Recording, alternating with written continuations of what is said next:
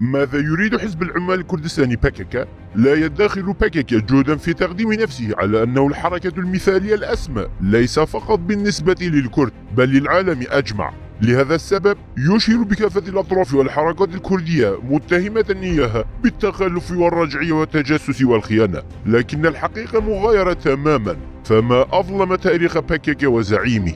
واليوم بات PKK حركة تتمتع بعلاقات سرية ومشبوهة مع كافة الأجهزة الاستخباراتية في الشرق الأوسط، ففي سوريا يتمتع بعلاقات مع نظام الأسد ومخابراته، وكذلك مع الشيعة وميليشيات الحج الشعبي في العراق، وتمتعه بأعمق العلاقات مع المخابرات اطلاعات والحرس الثوري الإيراني.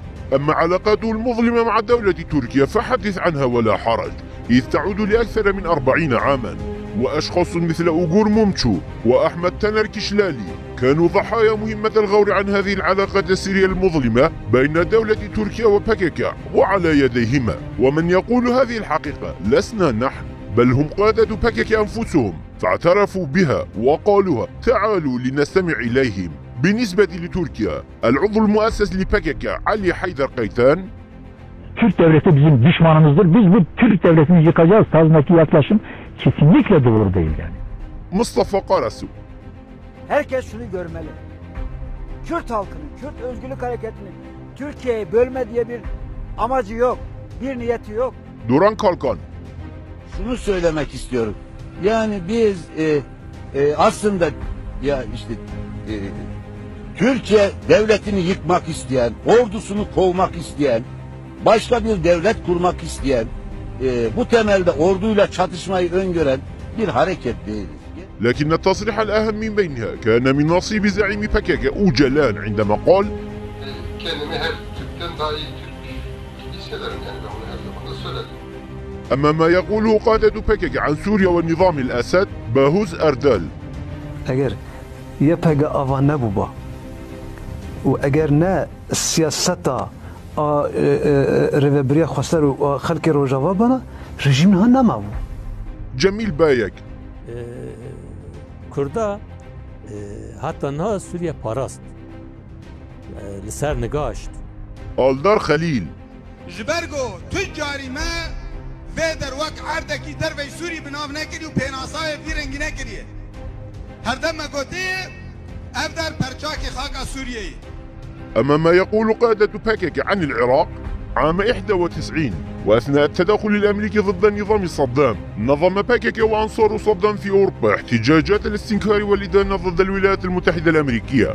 وفي عام 2003 رفض العملية ضد نظام صدام ونظم احتجاجات ومظاهرات في أوروبا لدعم صدام وتأييده. فPKK آنذاك كان مؤيدا لصدام، والآن هو مؤيد للحشد الشعبي. اسمعوا ما يقوله قادة PKK.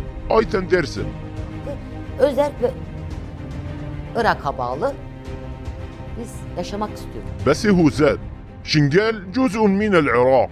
جميل بايك: من الضروري حماية وحدة العراق.